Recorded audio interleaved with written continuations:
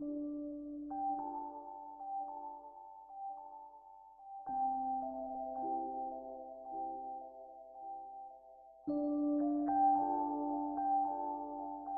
name is Alexandra Landré. I'm artistic director and curator at the Kunstvereniging Diepenheim in the Netherlands.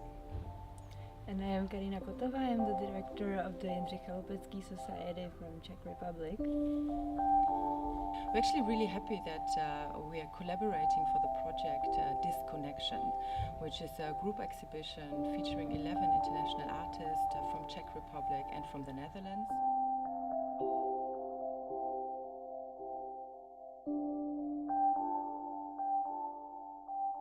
And currently we're building up.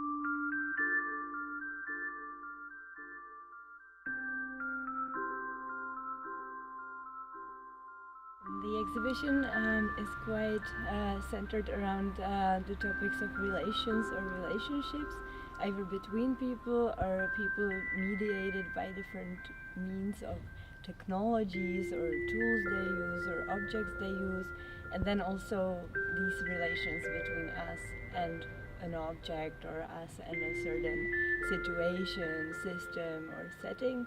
And we were starting from the background of kind of questioning what to do in this situation of sort of global anxiety or insecurity about the future in ecological, in political, in humanitarian terms, and we were just posing a question how to reframe or rethink our relationships and the way we sort of collectively think about changes or alternatives. Yeah, I think what actually it's also a conversation we started quite some time ago, and what we found was quite interesting to see, and what we observe within the arts, but in culture at large, and also how culture and artists interact with society, is that there is a sense of crisis, there is a sense of dread, and most of these feelings, ideas and observations are very much rooted in current developments that question our modern heritage, the idea of progress, for example, the idea of equality and liberty and autonomy.